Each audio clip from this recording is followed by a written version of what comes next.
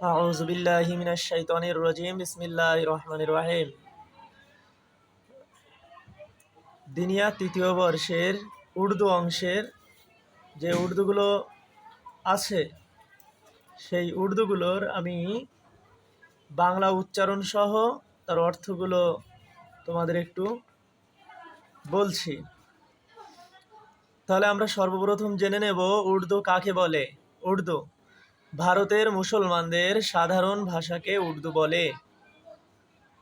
তোমরা যদি বইটা খুলে থাকো দেখতে পাবে সবক 1-এ লেখা আছে উপরে সে হরফ কে আলফাজ, অর্থাৎ 6 অক্ষর বা বর্ণের শব্দ। তো সেখানে প্রথম শব্দ যেটা রয়েছে আসমান। আসমান মানে হলো আকাশ। তারপর রহম দিলি মানে হলো দয়ালু। তারপরে সাখত দিলি মানে কঠিন হৃদয়। তারপরে রয়েছে ঈদগাহ, এর অর্থ হলো ঈদের ময়দান। তারপরে রয়েছে দারাসগাহ, এর অর্থ হলো পাঠশালা। তারপরে আছে খানকা, যার অর্থ হলো আস্তানা। তারপরে আছে আন্দেশা, যার অর্থ হলো সন্দেহ। তারপরে রয়েছে দরওয়াজা, যার অর্থ হলো দরজা। তারপরে রয়েছে কাফফারা, এর অর্থ হচ্ছে ক্ষতিপূরণ। তারপরে রয়েছে শারমিন্দা, এই শারমিন্দা মানে হলো লজ্জিত হওয়া।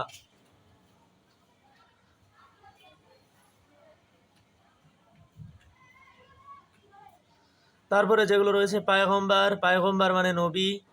তারপরে চাঁদনি, চাঁদনি এর অর্থ হলো জ্যোৎস্না। তারপরে বিমারি, বিমারি মানে অসুস্থ। তারপরে ইসলামী, ইসলামী মানে হচ্ছে ইসলামী বা ইসলাম সম্বন্ধীয়, অর্থাৎ ইসলাম সম্বন্ধীয় যা কিছু বোঝানো হয় সেটাকে উর্দুতে ইসলামী বলে। তারপরে রয়েছে ইমানি, ইমানি এটাও বাংলায় প্রচুর ব্যবহার করা হয়, এটা হলো ইমান সম্বন্ধীয়। তারপরে রয়েছে মুসলমান, মুসলমানের অর্থ হচ্ছে মুসলমান, যা তোমরা জেনে থাকো। তারপরে রয়েছে মেহেরবান, মেহেরবান মানে দয়াময়। তারপরে পেহলওয়ান, পেহলওয়ান মানে পালোয়ান বা কুস্তিগির। তারপরে যে শব্দটা রয়েছে মেজবান, মেজবান মানে অতিথি আপ্যায়নকারী, অতিথি আপ্যায়নকারী মেজবান।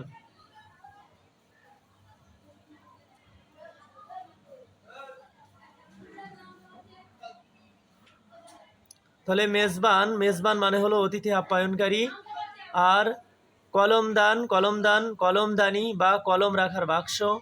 বাদশাহ মানে রাজা বা সম্রাট। কোরবানি এর অর্থ হলো উৎসর্গ বা বলিদান।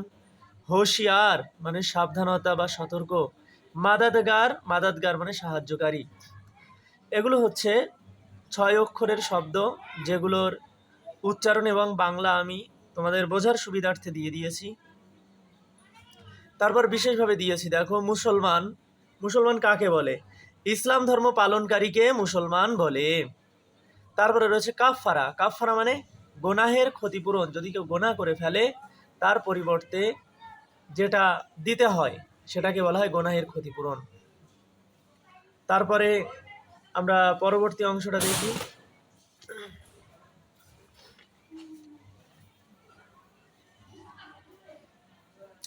দেখো এবার দুই শব্দ, দুই শব্দের বাক্য রয়েছে। সাখী মুসলমান মানে উদার মুসলমান। তারপরে ইসলামী ঝান্ডা মানে ইসলামের পতাকা। মেহেরবান পয়গম্বর মানে করুণা বা দয়াময় নবী। তারপরে ইমানি জজবা অর্থাৎ ইমানের আবেগ, ইমানের আবেগ। তারপর জান্নাত কা দরওয়াজা, জান্নাতের দরজা। গুনাহ কা কাফফারা, গুনাহের ক্ষতিপূরণ বা পাপের প্রায়শ্চিত্ত। তারপর যেগুলো আছে তোমাদের বড় বড় বড় বাক্য একসঙ্গে আছে, আমি তোমাদের বোঝার সুবিধার্থে ছোট করে দিয়েছি। সেখানে লেখা আছে রাত কো সোনে সে পেহলে চিরাগ বুঝা দো, অর্থাৎ রাতে শোয়ার পূর্বে বা প্রথমে বাতি নিভিয়ে দাও। তারপরে রয়েছে আর দরওয়াজা বন্ধ কর দো, এবং দরজা বন্ধ করে দাও। তারপরে আছে মুসলমান ও হে जिसकी जबान और हाथ से दूसरी मुसलमान को तकलीफ ना পৌঁছে। এর অর্থ হলো মুসলমান তিনি যার জিহবা এবং হাত অর্থাৎ কথা এবং কাজ হতে অন্য মুসলমানের কষ্ট পৌঁছয় না।